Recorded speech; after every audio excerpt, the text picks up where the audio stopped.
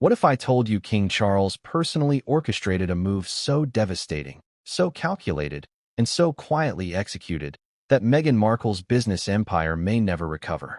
You didn't read about it on the front pages yet. You didn't hear the palace announce it in some grand speech. But behind the ancient stone walls of Buckingham Palace, a document was signed. A document that, in its simplicity, carried the weight of centuries of royal tradition and the unmistakable sting of royal revenge. Before we continue, please hit the like button, subscribe to the channel, and turn on the notification bell for updates. No more Duchess. That was the directive, delivered not through tabloids, not through PR campaigns, but through action, calculated, icy, final. And the fallout? Oh, it's only just beginning. Let me ask you something. When Meghan Markle left royal life in 2020 with Prince Harry by her side, escaping to Montecito with dreams of Netflix, multi-million-dollar deals, and a sleek new Hollywood image, did you ever think the palace would truly let it go? Did you really believe the firm would allow the Duchess of Sussex to build a billion-dollar empire, using the very royal title they bestowed on her, while torching the institution in docuseries, interviews, and curated leaks? If you did, you underestimated King Charles. Because while Meghan was building a brand on lemons, lavender, and letters of patent she likely never read in full, Charles was waiting, watching, and planning. Now, after years of internal conflict, whispers among the aristocracy, and pressure from senior royals, King Charles has finally drawn the line.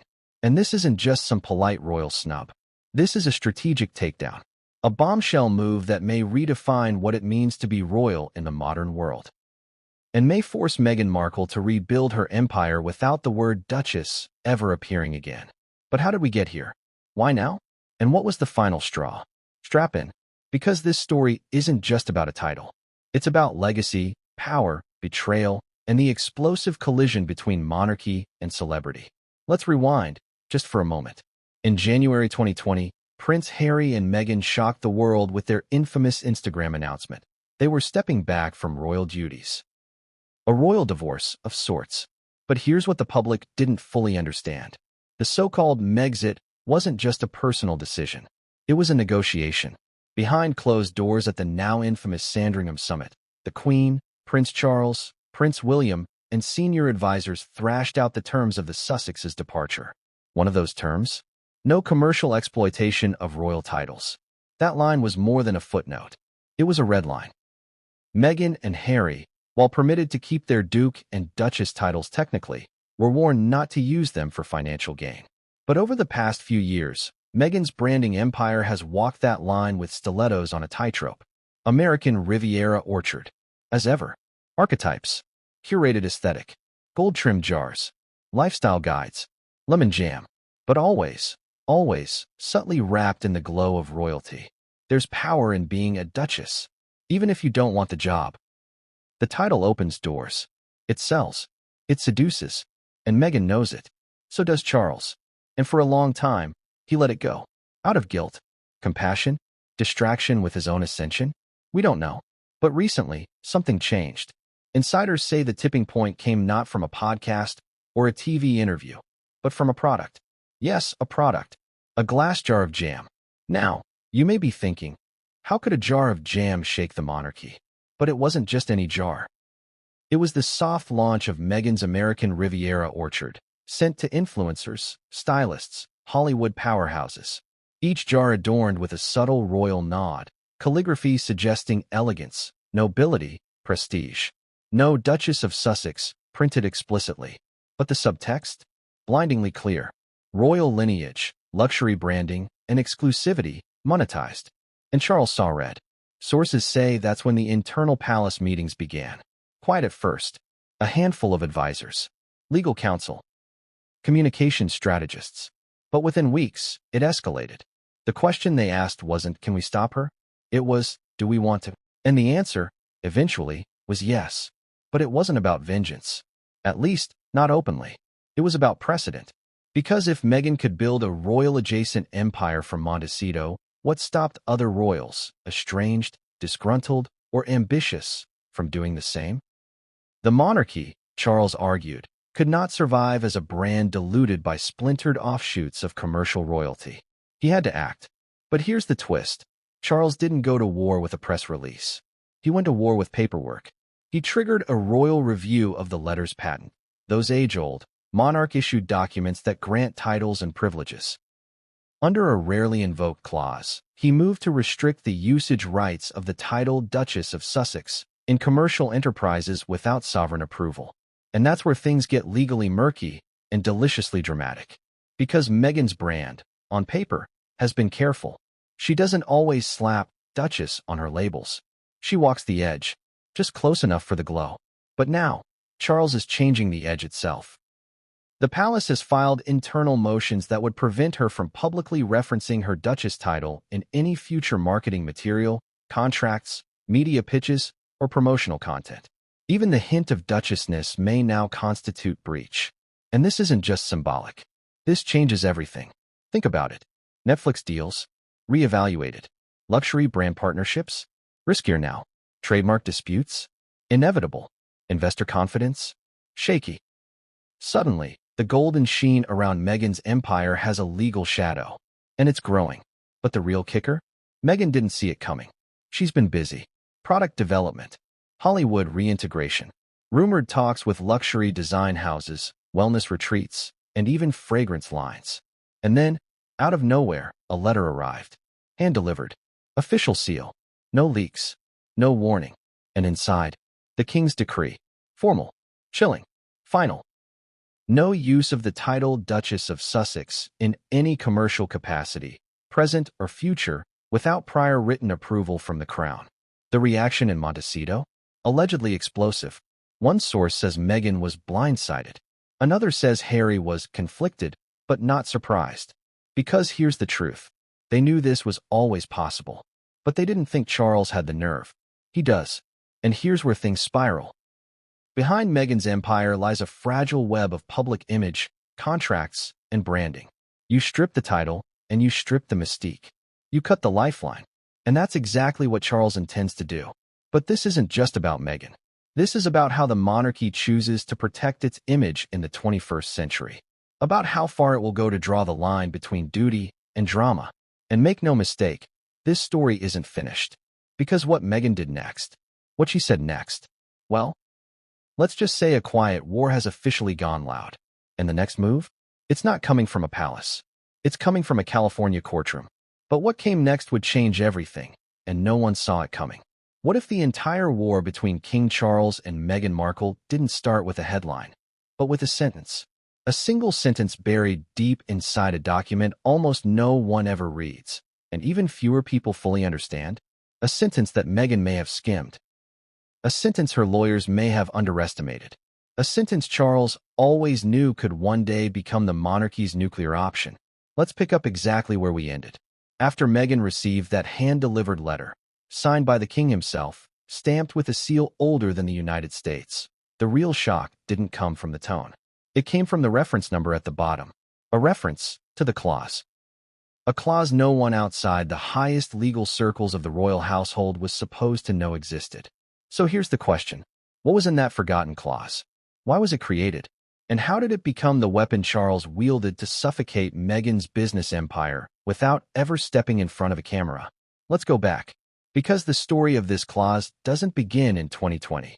It begins long before that. Not with Meghan, not with Harry, but with Prince Andrew. And this is where everything gets uncomfortable. You see, when the monarchy was battling the PR wildfire surrounding Prince Andrew years ago, one thing became clear. The institution had no mechanism to prevent disgraced royals from monetizing their titles or leveraging them to shield themselves from accountability. It terrified them. If even one rogue royal decided to trade on the crown's prestige in ways that brought shame, scandal, or ridicule, the monarchy had limited recourse. But they learned. Oh, they learned. And they prepared. Royal legal advisors, working quietly, strategically, and under the radar, drafted new language into several internal documents governing title usage. Much of it never made headlines. It wasn't meant to. It was intended to be used only if absolutely necessary. Here's the twist. Most of this language didn't target Andrew. It targeted the future. The what-if scenarios. What if a royal married someone ambitious? Someone media-savvy? Someone with Hollywood instincts and corporate understanding? Someone who could weaponize a title for global commercial gain. They imagined it. They drafted for it. And then they filed it away for a rainy day. Fast forward to Meghan Markle entering the royal world. A breath of fresh air to some. A threat to others. A wild card to all. According to palace insiders from that time, Meghan's rapid ascent, her impressive communication skills, her celebrity relationships, and her natural mastery of brand building sent quiet ripples of concern through the institution. Not because she did anything wrong, but because the monarchy has always feared unpredictability.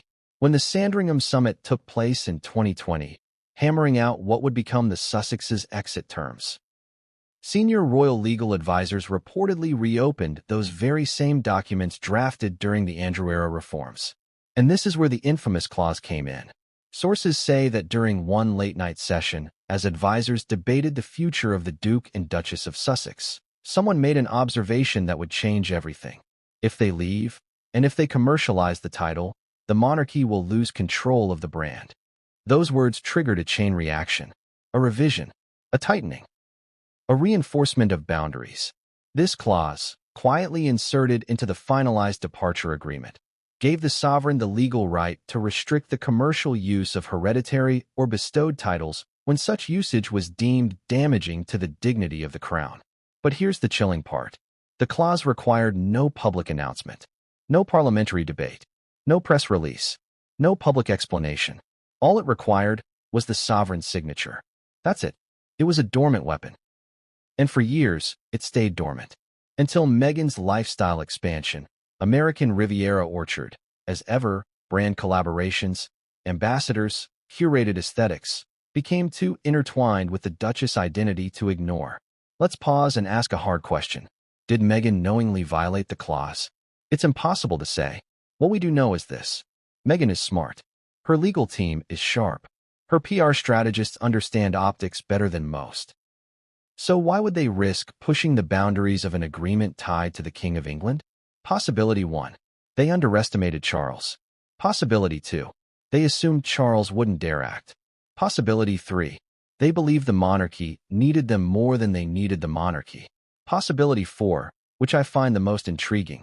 They believed public opinion would protect them. But here's the reality people often forget.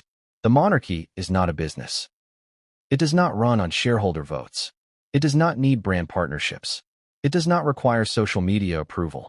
It runs on continuity, symbolism, and precedent. Meaning if one duchess commercializes her title unchecked, what stops the next? Or the next? And that is precisely why Charles resurrected the clause. Now here's where the story gets even more explosive. According to insider accounts, the clause wasn't just rediscovered, it was strengthened. Yes, strengthened. Charles consulted privately with constitutional advisors and legal experts specializing in peerage law. They reinterpreted the clause under his authority, not changing its essence, but sharpening it. Think of it like a blade honed after years of sitting in a drawer. A blade that now could cut cleanly. The updated version allowed him to restrict usage, freeze usage, prohibit usage, challenge usage in court, and revoke usage in commercial contexts, without stripping the title itself. Meaning Meghan is still, legally, the Duchess of Sussex. But she cannot profit from it. Can you see the genius? Charles avoids public backlash for cruelly stripping Meghan of her title, which would turn into a global media circus, but still effectively erases the Duchess brand from her business world. A surgical strike, one that Hollywood executives never saw coming, one that PR teams cannot spin, one that Meghan's empire was never built to withstand. And here is where we hit the emotional core of this chapter. This wasn't just a legal attack. It was a symbolic one. For Charles, this wasn't about jam. It wasn't about aesthetics. It wasn't about a jar of lemons or a scripted cooking show. It was about control. Control of the monarchy's image. Control of its boundaries. Control of the name Sussex. For Meghan, the Duchess identity isn't just a title. It's narrative power. It's status. It's instant credibility. It's mystique. It elevates every product, every interview, every appearance. Without it, her brand becomes purely Hollywood. And Hollywood is far less forgiving than royal tradition. Now imagine the moment Meghan's team discovered the clause was real. Picture the panic. The pages flipping. The The legal consultations, the frantic calls to advisors, the confusion about how something so quiet, so unseen, could be so devastating. Imagine the realization. This wasn't an attack on Meghan the person. It was an attack on Meghan the brand. And here's where things take an unexpected turn. Charles didn't just use the clause. He used it in a way no monarch has ever used it before. And what he did next, that's the part no one predicted. The part Hollywood feared. The part Meghan never imagined. And it's the part that sent shockwaves through media boardrooms from London to Los Angeles to Montecito. Because this clause was only the first weapon Charles unsheathed. The next one? Oh, that's where the war truly begins. But what came next would change everything, and no one saw it coming. What happens when Hollywood realizes it backed the wrong royal? Let me paint the scene. Inside a sleek, glass conference room on Sunset Boulevard, executives from a major streaming platform sit frozen. On the center of the table, a tabloid headline. Printed, highlighted, underlined. King Charles bans Meghan Markle from using Duchess title commercially. Phones are buzzing. Lawyers are calling in. Assistants are whispering to bosses, pulling them out of meetings. And someone, maybe the most senior person in the room, leans back in their chair and says it plainly. This changes everything. Because it does. And not just for Meghan. This was the moment Hollywood finally realized what King Charles had done. He hadn't just drawn a line. He had cut off a limb. Cleanly, bloodlessly, and with regal precision. And now, the investors who had lined up to work with Meghan Markle. The Duchess of Sussex, the royal unicorn, the woman who brought Windsor glamour to West Coast chic, were panicking. Not publicly, of course. Hollywood never panics publicly. But behind the scenes? Controlled chaos. Let's rewind a bit. In the months leading up to King Charles's bombshell move, Meghan had been re-emerging in the public eye, strategically. She had launched her new Instagram handle. Subtle royal undertones, earth tones, curated photography, lemon trees. Hints of American Riviera orchard, her budding lifestyle brand. It was classic Gwyneth meets royal lineage. Goop, but with a tiara. Then came as ever, the trademark filings. The whispers of skincare, home goods, and tableware. Her team was actively building a modern Duchess empire. But now, suddenly, the Duchess part was legally radioactive.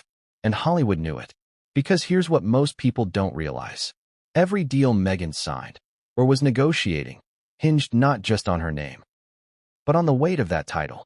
Netflix, Spotify, Amazon, Dior, CAA, WME, Vogue. They weren't just investing in Meghan Markle, actress. They were investing in Meghan, the Duchess of Sussex. The contrast mattered. The narrative mattered. It was that combination of royal pedigree and outsider energy that made Meghan a bankable bet in Hollywood boardrooms. Not anymore. Suddenly, producers were asking uncomfortable questions. Can we still refer to her as Duchess in our promos? What happens if there's legal blowback on our product placements? Will the palace sue us for distributing content that uses the title? Are we complicit in violating royal restrictions? You see, Hollywood can handle controversy. But legal ambiguity? Royal injunctions? Intellectual property minefields wrapped in centuries of monarchy? That's when boardrooms go cold. Because nobody wants to be the one who backed a project that ends up dragged through an international legal spat with Buckingham Palace. And this is where the ripple effect started. 1. The Netflix fallout. Let's start with the big one. Netflix had staked big on Harry and Meghan. The documentary Harry and Meghan broke records, but also ignited global debate. Then came Live to Lead, followed by whispers of a cooking show centered on Meghan's lifestyle. Recipes, home aesthetics, guests, family-friendly narratives. Insiders say the pitch was positioned as the royal Martha Stewart. But with Charles's move, that concept became radioactive. Executives asked, can she still sell royal authenticity if she can't legally reference being a duchess? Do audiences still care if the royal element is legally severed? And then came the uncomfortable follow-up. Do we need to revisit her contract? According to 2 independent Hollywood sources, Netflix called emergency legal consultations within 48 hours of the palace decree being confirmed. Not because Meghan breached anything, but because the brand value of the project had changed. Quiet murmurs began circulating that Netflix might postpone the cooking show indefinitely or repackage it entirely under a different theme. One source put it bluntly. If she's not Duchess Meghan, then who is she to our subscribers? That's the brutal side of Hollywood. Romantic until the math doesn't work. 2. The Dior disconnect. For months, rumors had swirled that Meghan was close to inking a high-fashion deal with Dior. There were reports of meetings, subtle brand cues, mutual admiration. Royal grace meets Parisian couture. It made sense. But here's the problem. Luxury thrives on association. And the entire appeal of Duchess Meghan x Dior was the intersection of royalty and modernity. A fusion of aristocracy and influence. Take away the royalty, you have Meghan, still elegant, still poised, but not regal, not elite. And for a brand like Dior, that makes all the difference. According to fashion insiders, the talks have since gone quiet.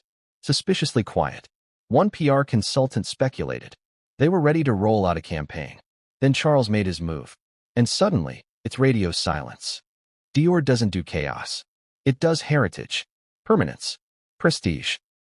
And now, the Markle brand has royal turbulence stamped all over it. 3. Public relations whiplash. You can always measure Hollywood panic by how quickly PR firms stop answering calls. And following the King's decree, some of Meghan's PR contacts in LA started ghosting, according to insiders. Not maliciously, just cautiously.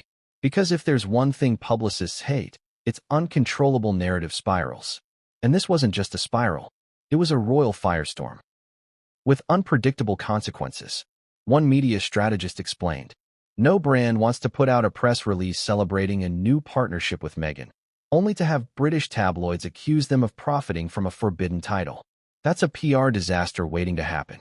Suddenly, every agency Meghan worked with had to rethink their phrasing, disclaimers, usage policies, brand pitches. Everything had to be rewritten, re-reviewed, re-cleared, and that costs time, money, momentum. In Hollywood, that's the difference between landing a deal and losing it. 4. The legal domino effect. Perhaps the most chilling consequence was the legal domino effect now underway.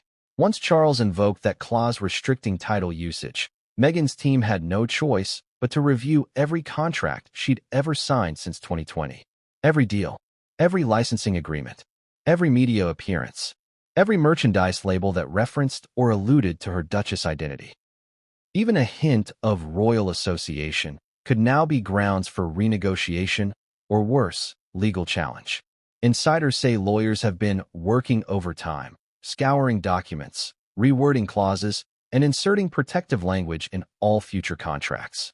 Because if Meghan violates the clause, even unintentionally, it opens her up to lawsuits. From brands, from collaborators, possibly even from the crown. This isn't speculation.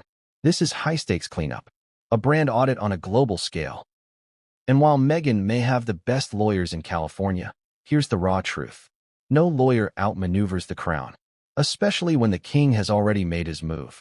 5. The investor exodus. And finally, perhaps most damning of all, the money started walking away. At least 2 venture capital firms that had previously explored investing in Meghan's ventures have shelved interest, citing reputational volatility. That's corporate speak for too messy, too political, too risky. And for someone trying to build a long-term lifestyle brand, that's catastrophic. Because it's not just about what Meghan can launch next year. It's about whether financiers believe she has stability. Vision is powerful, but stability is bankable. And now, the Duchess of Sussex identity has become a litigation minefield. And behind closed doors, Hollywood knows it. You can feel it in the silence.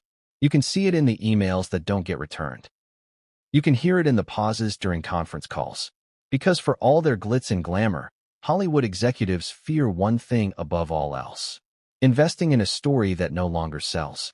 And right now, Meghan's story, at least the one Hollywood signed up for, is being rewritten by the King of England. But while Hollywood was scrambling, Meghan was planning her next move. Because what she did next wasn't defensive. It was bold, daring, even dangerous. And it sent shockwaves not just through the palace, but through Buckingham, Balmoral, and Beverly Hills.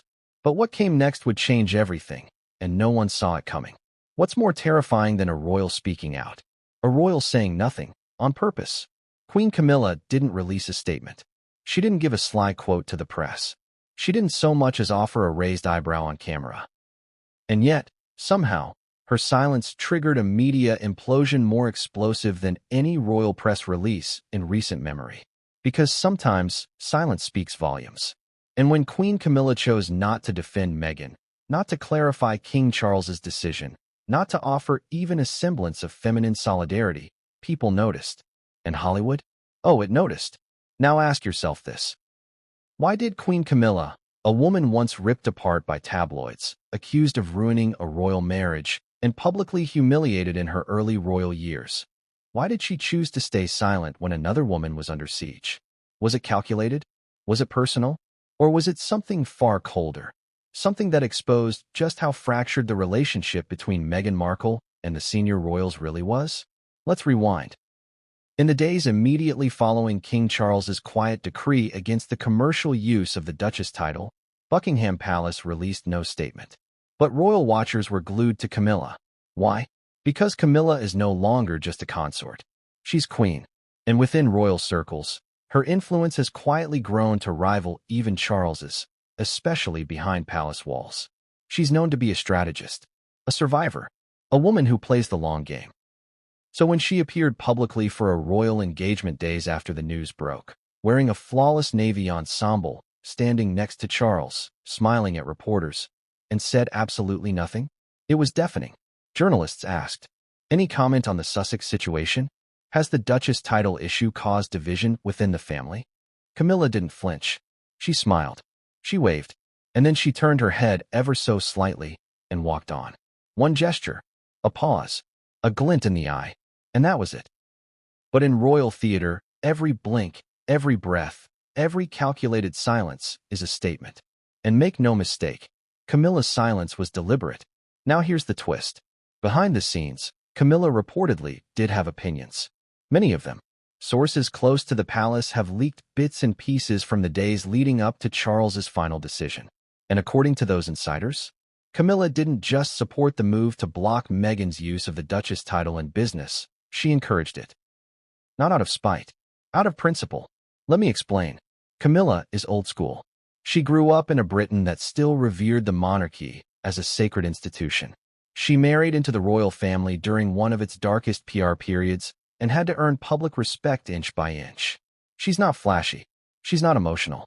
And she has zero tolerance for spectacle, especially the kind Meghan built. Camilla reportedly viewed Meghan's commercial empire, luxury jars, aesthetic branding, celebrity collaborations, as a mockery of duty. She was said to be particularly disturbed by the curated aristocratic branding of American Riviera Orchard, a name which evoked nobility, elegance, and prestige, all wrapped in sun-drenched Californian imagery. To Camilla, it wasn't authentic. And worse, it was offensive. She didn't serve. She left. One royal insider quoted Camilla as allegedly saying in private, "And now she wants to sell jam with a crown on the lid?" Whether that quote is true or exaggerated, the sentiment behind it was echoed by multiple people close to the palace. Camilla's philosophy is simple. If you walk away from the duties, you don't get to keep the perks. And while Charles agonized over the potential backlash, worried about press headlines, international opinion, even Harry's emotional reaction, Camilla remained firm.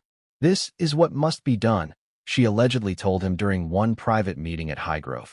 "This isn't personal. It's institutional." Those words may have been the final push Charles needed.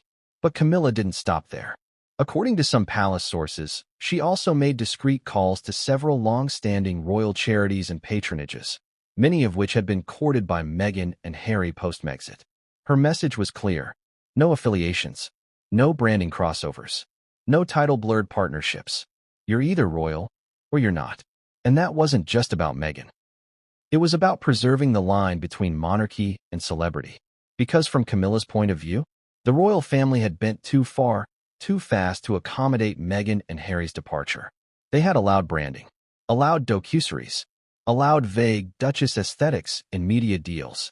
And now, they were paying the price. Camilla saw it as her duty to close the gap. But here's where things get even more interesting. Camilla's silence didn't just echo through Britain. It echoed through Montecito. According to sources in Meghan's inner circle, she had hoped, perhaps even expected, a word of support from the Queen. Not necessarily public, but perhaps a message through private channels. Something. Anything. Instead, she received nothing. Not a call. Not a text. Not even a line of polite protocol. Just silence. And it hurt. One insider described Meghan's reaction as stunned. Another said she had naively assumed Camilla would want to protect the only other woman who married into the firm from outside aristocracy. But Camilla doesn't operate on emotional currency. She operates on institutional survival. And here's the deeper irony. Camilla knows exactly what it feels like to be hated by the public, to be accused of wrecking a royal fairy tale, to be the outsider. So why didn't she extend empathy to Meghan? Because in Camilla's eyes, Meghan didn't endure. She quit. Camilla survived by adapting. Meghan walked away and monetized the escape. To Camilla, that wasn't brave. It was opportunistic. And her silence wasn't cruelty. It was judgment. Now here's where it gets even colder. The palace communications team, known for operating like a military unit, was given one instruction from Queen Camilla regarding all inquiries about Meghan and the title issue. No comment. No denials. No softening. No diversion. Just absolute stonewalling. And it worked. Because the lack of rebuttal became its own narrative. The media read between the lines. The public made assumptions. And Meghan? She was left twisting in the wind. And if you think this was accidental, think again. This was Queen Camilla showing the world that sometimes the most powerful statement is no statement at all. But the silence wouldn't last forever. Because just when it seemed like the palace had spoken its final word through silence, someone else broke rank. Someone older, sharper, even more direct than Camilla. And when she spoke, the impact was seismic. Because the woman who came next didn't whisper from the shadows. She made a statement that cut deeper than anything Meghan had ever faced. But what came next would change everything, and no one saw it coming. It wasn't supposed to get out. That was the first mistake. The second? Assuming Meghan wouldn't find out who leaked it. Because when the letter, found its way into the hands of a journalist at a major British broadsheet, it didn't just add fuel to the fire. It detonated the entire powder keg. So what was in the letter? Why did it matter so much? And how did one envelope, sealed with the royal insignia and delivered by hand to a Montecito mansion, spark a war between two worlds? Hollywood and the crown? Let's peel this back. To the public, the moment was quiet, uneventful. But behind the curtain, the war had already begun. The letter in question wasn't drafted by a press secretary. It wasn't a royal memo or a PR-crafted talking point. It came from King Charles himself. Hand-signed, wax-sealed, embossed with the royal arms of the United Kingdom. Delivered by diplomatic courier, bypassing traditional channels, straight to the Sussex estate in Montecito.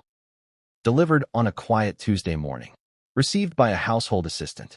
Handed directly to Meghan. And from that moment, according to one close source, everything changed. Now here's the bombshell.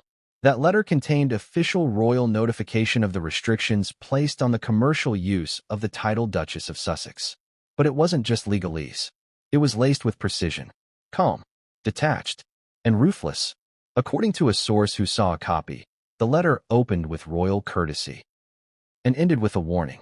Her Majesty's government and the Crown Office shall regard any future invocation of the title Duchess of Sussex in commercial transactions, product lines, or promotional material as a potential breach of the Crown's dignity and subject to intervention under the sovereign prerogative. Translation: use the title and face consequences. But that wasn't the worst part. The worst part was the timeline. The letter gave Meghan and her legal team 30 days to comply. 30 days to scrub contracts. 30 days to rewrite marketing copy. 30 days to pivot a brand empire built on the aura of royalty. It was a legal deadline disguised as a polite royal courtesy, and Meghan was furious. According to multiple Montecito insiders, the moment she finished reading it, she locked herself in her private study. No phones, no PR calls, not even Harry. When she re-emerged 3 hours later, her face was calm, cold, focused. She said just 2 words to her team. Find out. Find out who knew. Find out who leaked it. Find out who gave Charles the green light. Because something didn't feel right. According to Meghan's inner circle, she had already suspected palace resistance to her growing brand. But this was different. This wasn't just about titles or legality. This was personal. She believed someone on the inside, perhaps someone she once trusted, had turned against her. And then, the unthinkable happened. The letter leaked. Not all of it. Not the entire text, but enough. Enough to spark chaos. Enough to confirm everything she feared. The story appeared in the Times, buried on page 5, but it didn't stay buried for long. By the next morning, it was trending on every major news platform. King moves to restrict Meghan's use of Duchess title in commerce. Legal notice sent to Montecito. Royal threat or formal warning. The headlines varied, but the implications were all the same. King Charles had finally acted. And he'd done it in writing. But the leak raised bigger questions. Who gave the letter to the press? Was it an intentional palace tactic to humiliate Meghan? Or was it a rogue player trying to sabotage both sides? Here's where things get murky. Palace officials denied any involvement. A spokesperson issued a short, frigid statement. We do not comment on private correspondence. But privately, fingers were pointing. Some at Kensington Palace. Some at Clarence House. Some at inside Meghan's own team. That's right. There was real suspicion that someone from Montecito had leaked the letter themselves, to weaponize it, to play the victim, to control the narrative. Was it true? Impossible to say definitively. But the timing? Suspicious. And Meghan's reaction? Telling. Because according to multiple reports, Meghan launched an internal sweep of her team that very week. Staff were asked to sign new NDAs. Digital audits were performed. Trusted advisors were benched. New security protocols were introduced for all sensitive documents. Something, or someone, had broken trust. And Meghan wasn't taking chances. But let's step back for a moment. Because while Meghan's team was scrambling for answers, the palace was silent. No press conferences. No damage control. No attempts to deny the existence of the letter. In fact, the silence seemed almost smug. Calculated. As if the leak served a purpose. One royal insider put it bluntly. They wanted the world to see it. They wanted everyone to know, without having to say it themselves. And if that's true, it worked. Because the leak changed the narrative overnight. Suddenly, Meghan wasn't the woman moving on from royal life with positivity and grace. She was now framed as the Duchess who'd gone too far. The Duchess who pushed the monarchy to act. The Duchess who received a royal cease and desist. The shift in tone was subtle, but devastating. Brands got nervous. Influencers went quiet. Hollywood insiders started calling it the Meghan problem. And Meghan? She was left fighting a war on multiple fronts. A legal battle with Buckingham Palace. A PR crisis in Hollywood. And now, an internal trust breakdown within her own team. But the most chilling moment was still to come. Because 72 hours after the letter leaked, when the media frenzy was peaking, another document surfaced. A second envelope. No royal seal. No courier. Just a plain white envelope, dropped anonymously into the mail slot of a tabloid journalist. Inside, a scanned copy of Meghan's handwritten response to King Charles. Not a formal legal reply. A personal letter. 2 pages. Elegant. Sharp. Emotional. The authenticity was later confirmed. In the letter, Meghan defended her projects. She referenced her commitment to women's empowerment, economic equity, and global philanthropy. But near the end, she wrote one chilling line. If this is the monarchy's idea of protection, then I wonder who they're really protecting. That line hit like a hammer. To her supporters, it was a mic drop. To her critics, it was proof of defiance. But to the palace, it was war. Because now, Meghan had flipped the narrative. From royal rebel to royal victim. From Duchess entrepreneur to Duchess under siege. And as the press picked apart every sentence of her leaked response, one thing became clear. This wasn't just a title dispute. This was a full-blown ideological war about what the monarchy is and what it should never be. And Meghan had drawn her own line. But she wasn't done. Because if Charles thought a single letter would shut her down, he had miscalculated. Badly. What Meghan did next wasn't just bold, it was cinematic. And it made headlines across 2 continents.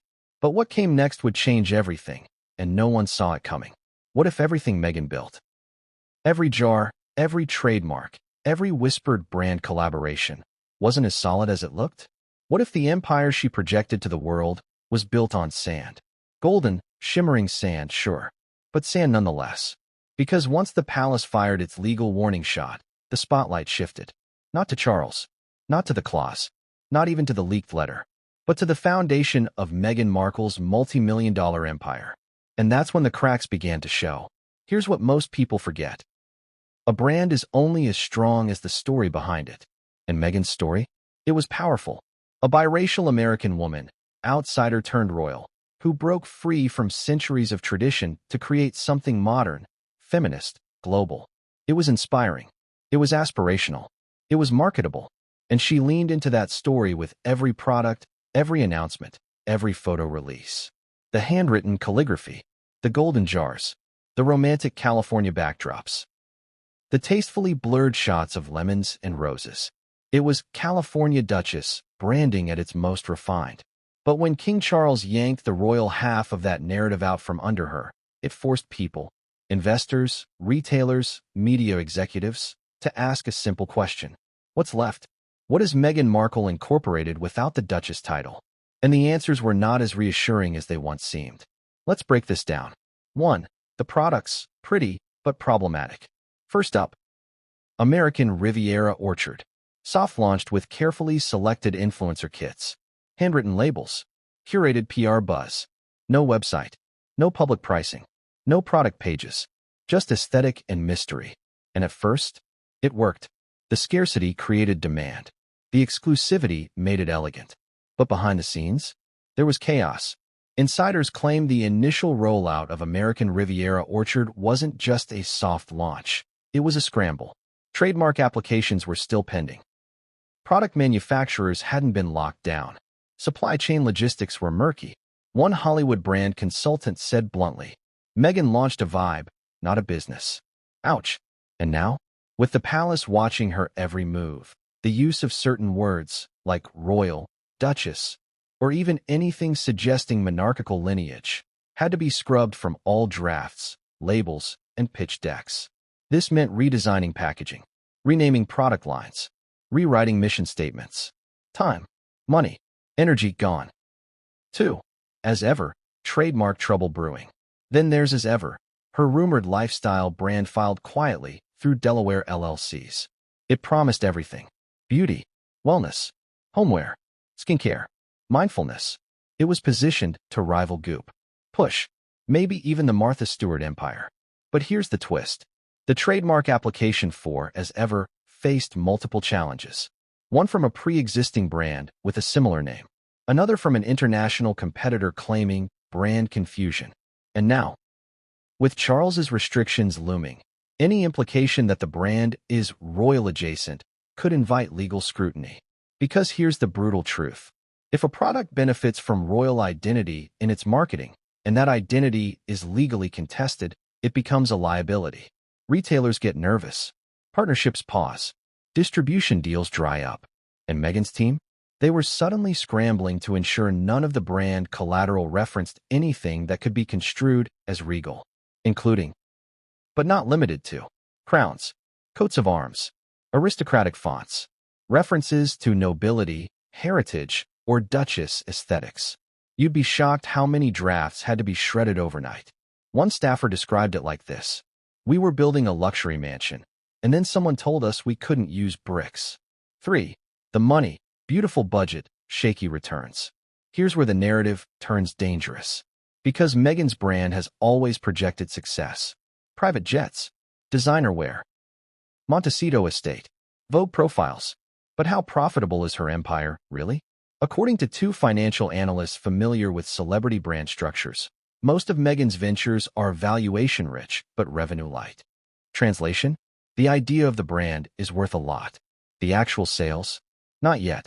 For example, her Netflix deal was estimated at $100 million, but only 2 major shows have been produced in 3 years. Spotify ended their deal early with criticism. Her podcast Archetypes was well-produced, but didn't sustain long-term numbers. And now, with legal questions surrounding the use of her Duchess identity, future deals are in limbo. That affects cash flow, which affects staffing, which affects product rollouts, which affects everything. In short, it's a domino effect. And the first domino fell the moment Charles invoked the clause. 4. The team, inner circle shrinking. Another red flag? Personnel turnover. Since the launch of her independent ventures, Meghan's team has seen multiple quiet exits. PR directors, brand consultants, legal advisors. Some left for personal reasons. Others, according to insiders, were frozen out after expressing concern about title-related branding. One consultant reportedly warned months ago, if the palace pushes back, this entire aesthetic collapses. They're no longer with the team. Now that warning looks less like paranoia and more like prophecy. 5. The market. Shifting tides. Perhaps the most devastating truth? The public is shifting. Polls show that sympathy for Meghan is waning in both the UK and the US. She still has a loyal base, but it's smaller, less vocal, more skeptical. And in the luxury brand world, perception is everything. If the public starts to associate her brand with legal chaos, royal tension, and unstable narrative positioning, that hurts. Period. So now, her team is facing a brutal choice. Rebuild the brand from the ground up, without the Duchess aesthetic, or double down and risk further legal retaliation from the palace. Neither option is ideal. But here's the kicker. Some people believe that's exactly what Charles wanted. To force her into a corner. To force the world to ask, without the title, who is she? And here's the painful answer. No one, not even Meghan, knows yet. Her brand has been so entangled with the Duchess identity for so long, she now faces a full identity crisis. Not personally, professionally. But the fight isn't over. Because while the palace played defense, Meghan had one card left to play. A card no one expected her to use. A card that would shock her critics, confuse her allies, and ignite a fresh wave of headlines. And when she played it, even her fiercest detractors had to admit, she wasn't backing down. But what came next would change everything, and no one saw it coming. He didn't call. He didn't text. He didn't even acknowledge the storm unfolding across the Atlantic. While Meghan's empire quaked under the weight of a royal decree, and King Charles's move made international headlines, Prince William remained unmoved, detached, silent, and not just publicly, privately too. According to one royal aide, he went radio silent, on purpose. And that silence? It wasn't passive. It was ruthless. Because sometimes, silence isn't the absence of action. Sometimes, it's the action itself. Let's rewind to the week King Charles's letter landed in Montecito. While Meghan's team scrambled and headlines exploded, Harry reportedly reached out to his brother. Not once, not twice, but 3 times. A call, a follow-up message, and then a voice note, one filled with what insiders described as emotional urgency. No reply. None. William's phone stayed off, or diverted. No return messages. No royal household intermediary. Nothing. So the question becomes, why? Why would William, the future King of England, choose that moment of global attention, legal maneuvering, and family crisis, to go completely silent on his brother? To answer that, we need to dive into something darker, more uncomfortable, more personal, because this chapter isn't about legal letters or trademarks. It's about family fracture, and how the soft diplomacy of brotherhood finally shattered into strategy. Let's go back years, to the first rift, William and Harry. Once inseparable, then came Meghan, then came the exits, the interviews, the Oprah bombshell, the Netflix documentary, and in all of it, critics, analysts, even fans, often expected William to be the bridge, the stoic older brother, the one to bring peace. But peace was never an option. Not after that Oprah interview. Not after accusations of racism, betrayal, and royal coldness. Because while Charles, ever the monarch, worried about public optics and the institution's long-term survival, William took it personally. According to close royal sources, William didn't just feel betrayed. He felt humiliated.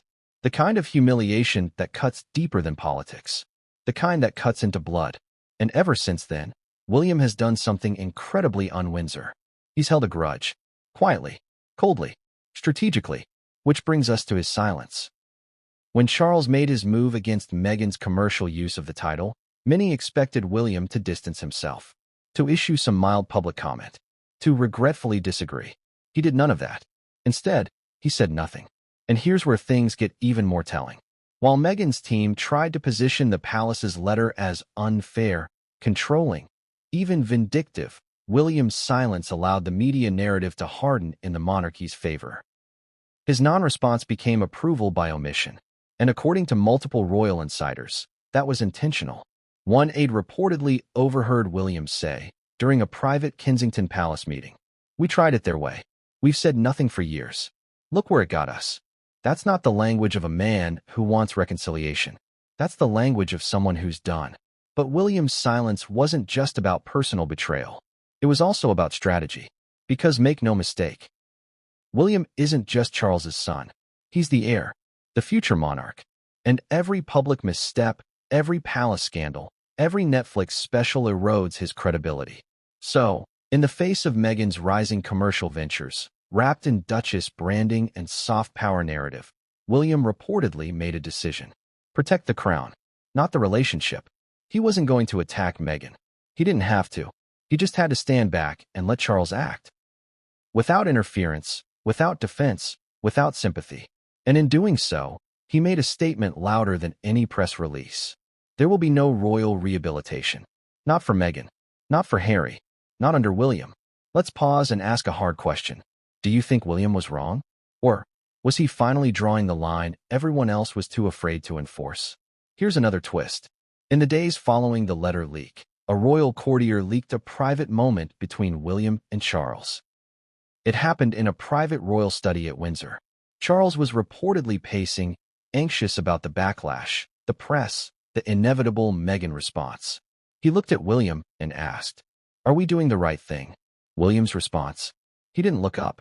He simply said, "It's too late not to." Let that sink in. It's too late not to. That one line tells you everything you need to know about where William stands. He's not hedging. He's not mediating. He's preparing. Preparing to lead a monarchy without Harry and Meghan. Without compromise. Without apology. Without drama. That's not ice. That's clarity. And it has terrified Meghan's team. Why? Because for years, they hoped that William would be the moderate, the one who would someday open the door. But now, he slammed it shut, bolted it, and walked away. Which brings us to the emotional core of this chapter. What about Harry? According to Montecito insiders, Harry was devastated by William's silence. One described him as pacing, fuming, conflicted. He reportedly told a friend, "I thought we were finally past this." But William's silence told him otherwise. They weren't past anything. Not the interviews. Not the accusations. Not the brand deals. And here's the real heartbreak. This isn't just a royal feud. It's a brotherhood in ruins. And unlike palace titles or public image, brotherhood can't be rebranded. It can't be trademarked. It can't be recovered in 30 days. So while Meghan read Charles's letter and strategized, Harry faced a deeper wound. The realization that his own brother had chosen institution over family. And that choice? It would soon force Harry into the most painful decision of his life. But what came next would change everything, and no one saw it coming. What do you do when your father is the king and your wife is the target? What do you do when the woman you love is under attack? Not from strangers, not from tabloids, not from the media, but from your own blood? Prince Harry had faced many choices in his life, but none like this. Because for the first time, he was forced to confront a truth he had tried for years to outrun. He could no longer protect both his past and his future. And the choice he made in the days following King Charles's letter nearly broke him. Let's rewind. The moment the envelope arrived at their Montecito estate, Meghan read it first. But Harry knew. The energy shifted. Her silence was louder than her reaction. When she finally handed him the document, he didn't say a word. Just read, then reread, and then sat down, holding the page like it might dissolve in his hands. He wasn't surprised. Not really. But he was stunned by how much it still hurt. Not because of the legality. Not even because of the potential brand damage. But because of the signature. Charles R. Short, regal, cold. His father's signature. On a letter that, in Harry's view, stripped his wife of everything the institution had once promised her. Dignity, respect, recognition. The irony? Charles had once begged the world to embrace Meghan. And now, he was the one tearing her name from the royal ledger. But for Harry, the deeper pain didn't come from the paper. It came from the silence. William hadn't called. The palace hadn't reached out. No advisor. No aide. Not even a single royal courier to offer clarity. Just a letter. And an echo. Now, let's ask a difficult question. Where does Harry go from there? Back to the palace, hat in hand? Back to the press, fighting fire with fire? Back to the shadows, pretending it never happened? He couldn't do any of those things, because he was trapped. And here's why. If Harry defends Meghan, he risks destroying his final thread of connection to the monarchy. If he stays quiet, he betrays the woman who walked away from royalty for him. Either way, something would be lost. Something irreparable. Let's go behind the scenes. In the 48 hours following the letter leak, multiple people close to the Sussex household described Harry as haunted. He wasn't yelling. He wasn't angry. He was pacing, thinking. One aide said, you could see it on his face. He was spiraling, not in rage, but in indecision. He made a few calls. To trusted friends. To legal advisors. To one or two reporters he still had on speed dial, though he didn't say much. And then? He made the call that changed everything. He called Charles. Yes, despite the letter. Despite the leak. Despite everything. He picked up the phone and dialed his father's direct line at Clarence's house. But the call didn't go through. Not because Charles refused. Because his line had been rerouted. All communication regarding the title issue was now being handled by a palace-appointed liaison. That was the moment it became real for Harry. Not a family disagreement. Not a temporary miscommunication. But a wall. Official. Bureaucratic. Impenetrable. And then the final blow. His messages to William? Still unanswered. Not even a blue tick. Gone. So what did Harry do? He booked a flight. Private. Last minute. No entourage. No announcements. Destination, London. Yes, you heard that right. Behind Meghan's back, reportedly without her immediate knowledge, Harry flew to the UK. Not for a media stunt. Not for a royal appearance. But for a last-ditch attempt to stop the war from escalating. Sources say he landed quietly at Farnborough Airport under heavy secrecy. He was picked up by an unmarked Range Rover, driven by a discreet security firm not tied to the Royal Protection Office. He didn't go to Frogmore. He didn't go to Clarence's house. He went to Windsor. To see Princess Anne. Wait, Princess Anne? Why her? Because in the chaos, she had remained quiet. Neutral. Uninvolved. And because, according to royal insiders, Anne is the one person Harry still trusts. She's blunt. Practical. Uninterested in palace theater. And most importantly, she's one of the few people who doesn't play sides. The meeting lasted under 2 hours. No aides. No press. Just Harry and Anne. We don't know exactly what was said, but one palace source described Harry's demeanor as pleading. Not angry. Not aggressive. Just desperate. He asked for her help. To mediate. To soften Charles. To talk to William. And reportedly listened. Carefully. Quietly. And then, this is crucial. She said one sentence that would be later repeated by multiple palace staffers. Sometimes love means letting go of titles. It wasn't cruel. It wasn't cold. But it hit Harry like a punch to the gut. Because that sentence carried all the weight of royal history, royal duty, and royal reality. If you want love, you may have to surrender legacy.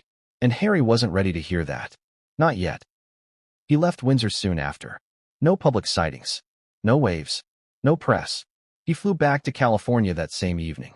When he returned to Montecito, Meghan was waiting. She knew. Not the details. But she knew he had gone. And why? What happened next? They reportedly fought. Not loudly. Not dramatically. But emotionally. Because Meghan felt betrayed. Not by the flight. But by the hesitation. The idea that Harry still believed he could fix things with the very institution trying to erase her. That night, she reportedly said to him, "You can't save me and serve them. You have to choose." And there it was. The moment of reckoning. Loyalty versus love. But how do you choose between the family that shaped you and the woman who redefined you? That's the question Harry now faced. And the choice he made in the days that followed? It changed the Sussexes forever. But not in the way anyone expected. Because instead of picking one side, Harry made a move no one could predict. A move so controversial, so explosive, so emotionally charged, it would rip open the headlines once again. And this time, it wouldn't be Charles, or William, or even Meghan controlling the story. It would be Harry himself. But what came next would change everything, and no one saw it coming. What happens when Hollywood realizes it backed the wrong royal? Let me paint the scene. Inside a sleek, glass conference room on Sunset Boulevard, executives from a major streaming platform sit frozen. On the center of the table, a tabloid headline. Printed, highlighted, underlined. King Charles bans Meghan Markle from using Duchess title commercially. Phones are buzzing. Lawyers are calling in. Assistants are whispering to bosses, pulling them out of meetings. And someone, maybe the most senior person in the room, leans back in their chair and says it plainly. This changes everything. Because it does. And not just for Meghan. This was the moment Hollywood finally realized what King Charles had done. He hadn't just drawn a line. He had cut off a limb. Cleanly, bloodlessly, and with regal precision. And now, the investors who had lined up to work with Meghan Markle. The Duchess of Sussex, the royal unicorn, the woman who brought Windsor glamour to West Coast chic, were panicking. Not publicly, of course. Hollywood never panics publicly. But behind the scenes? Controlled chaos. Let's rewind a bit. In the months leading up to King Charles's bombshell move, Meghan had been re-emerging in the public eye, strategically. She had launched her new Instagram handle. Subtle royal undertones. Earth tones. Curated photography. Lemon trees. Hints of American Riviera orchard, her budding lifestyle brand. It was classic Gwyneth meets royal lineage. Goop, but with a tiara. Then came as ever. The trademark filings. The whispers of skincare, home goods, and tableware. Her team was actively building a modern Duchess empire. But now, suddenly, the Duchess part was legally radioactive. And Hollywood knew it. Because here's what most people don't realize. Every deal Meghan signed, or was negotiating, hinged not just on her name, but on the weight of that title. Netflix, Spotify, Amazon, Dior, CAA, WME, Vogue. They weren't just investing in Meghan Markle, actress. They were investing in Meghan, the Duchess of Sussex. The contrast mattered. The narrative mattered. It was that combination of royal pedigree and outsider energy that made Meghan a bankable bet in Hollywood boardrooms. Not anymore. Suddenly, producers were asking uncomfortable questions. Can we still refer to her as Duchess in our promos? What happens if there's legal blowback on our product placements? Will the palace sue us for distributing content that uses the title? Are we complicit in violating royal restrictions? You see, Hollywood can handle controversy. But legal ambiguity? Royal injunctions? Intellectual property minefields wrapped in centuries of monarchy? That's when boardrooms go cold. Because nobody wants to be the one who backed a project that ends up dragged through an international legal spat with Buckingham Palace.